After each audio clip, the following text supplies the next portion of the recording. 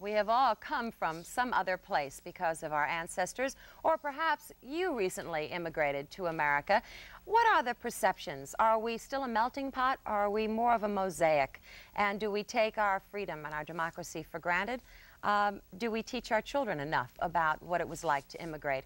We thought it would be very fitting to talk about that this day, and we've invited three wonderful gentlemen who all happen to be a part of the Armenian community. But Robert Myrick. Robert has 2 degrees from Oxford, from Harvard. He now is a professor at Boston University, and he teaches immigration. It's actually immigration historian, right, Bob? Right. Nice to have you here. And we'd like for you to meet Viken Kachadorian. Viken has been here for 3 years in the United States, in San Francisco. He's a structural engineer. And Miran Manassian, who's been here for 9 years, has 2 newspapers, one in the Armenian language and one in the English language. Welcome to all of you. It's interesting. We will focus for a moment on the Armenian community. It's strong in Watertown and Belmont and Worcester. Viken, you came here recently. Why? What brought you here to the United States? I came here because I thought it was a land of opportunity to have a good career, and partly because of the war in Lebanon. You were at the American University in Beirut, is that right? Right, and then at Stanford University here. Is it the land of opportunity that you had thought it would be? I think it's very much so. I think there's still a lot of opportunity here for people who are willing to work for it. And Bob, you have things to say about immigrants and their willingness to work. Yes, one of the striking parts of the immigration in the past and right now is that people have come from all over the world, from conditions of great poverty and oppression, and have come here, and although they've encountered rather difficult conditions at first and have had heartbreak and loneliness, they have been willing to work because America has had the opportunity here for them. And whether it's in their lifetime or in their children's lifetime, the dream was there and the dream continues. And it's just remarkable that now the government, in fact, has gone to trying to halt this flow of immigration, particularly from Mexico, because all over the world people want to come to this land. And so the dream persists. Miran, talk about the anti-immigration feeling. How do you feel about that? Well, I feel the idea of being anti-immigration is not fair when legitimate citizens of other countries or potentially good citizens of this country are being denied to come into this country, where at the same time we have, let's say, non-ideal citizens coming in illegally or otherwise. I just don't think that's fair. So you feel the line should be drawn more clearly? Is that the idea? I think so. I think priority should be given to those who are trying to bring in their family members who are overseas. They may be in Lebanon or any other part of the world. I think that there should be some priority given to them. Do you think that that immigrants bring a sense of dynamism to our country, and always did? I mean, obviously, we are a nation built on the premise of freedom, but built in great part by, as you said, Bob, the hard work. Why is that? It used to be said that the worst people left their countries, but in fact it was always the dynamic people, because leaving your land is difficult, because you leave your home and your families and you're going to a strange new place. And so it always took a certain amount of ambition and daring. And these are the people who left and who have come and who have enriched American society, and who have also been willing to take the worst jobs in American society because they didn't know the language and didn't know the customs, and so they are underemployed. But they find that that's where the opportunity is, and areas where Americans themselves, Native Americans, don't want these heavy, low-paying jobs. And so they fit in at this lower stratum, and by taking over these jobs, they allow other people to rise up. And they've provided this tremendous dynamism for American society. And then, once they make it, we all know that they have, in such great part, given back.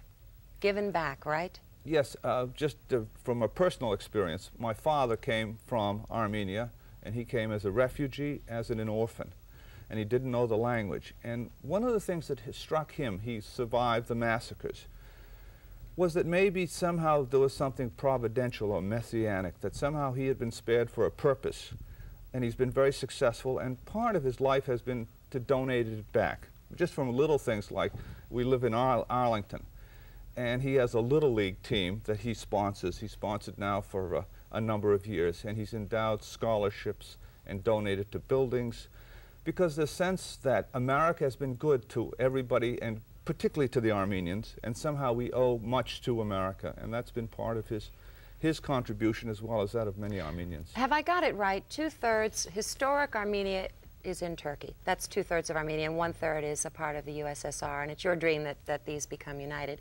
So we hold on to our homelands, whatever they are, with great hopes and dreams. You are very conscious in the Armenian community of encouraging the knowledge of the language in your schools and keeping the traditions. Is that important, and do any of your young people resent that hold to the old country? Is that a trouble in America? Is that hard for your young people? I don't think so. I think when we teach them the language or the heritage or the history, I think they believe that's part of them. And the tie towards the homeland, I think it's more emotional than physical.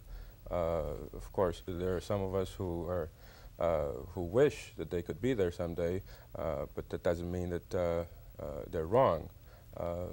I don't think there's a problem. You think it's good? People, sure. Foundation. Vicken, do we take things for granted in this country? You have feelings about this, don't you?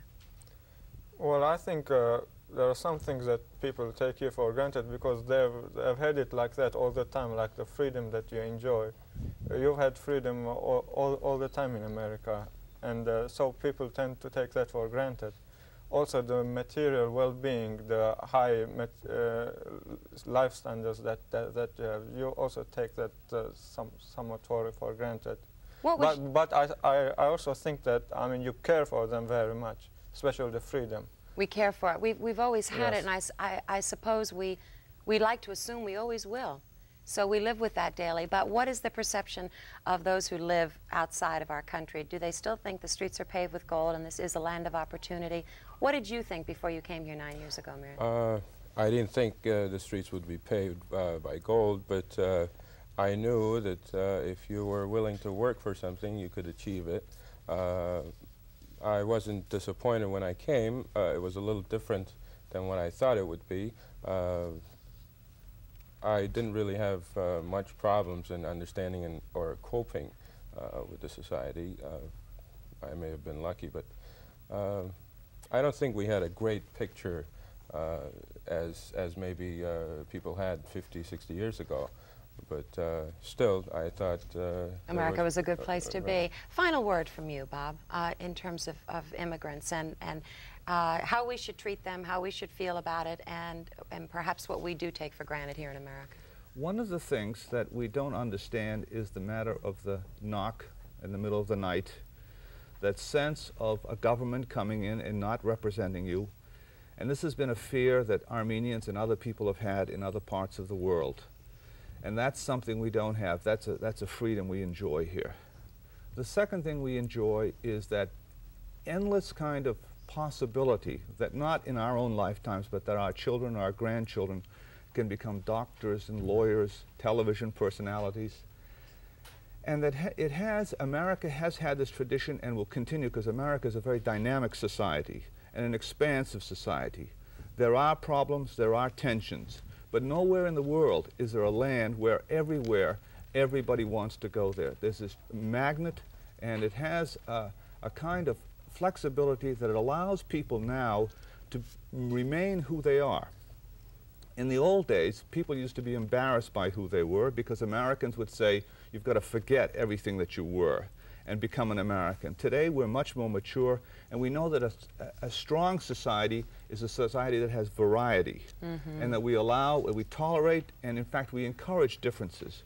It's like having a garden where you have only one flower in it rather than hundreds of flowers. And so that's one of the great messages of American society. That's the mosaic we are becoming. Torn between two lands. I really want to mention this because it's the Armenians in America, 1890 to World War I. And Robert Myrick, thank you very much for being here. And I wish both of you a lot of luck. And I think that for you, Vicken Kachadorian, lots of luck here. And Miran Manassian, thank you.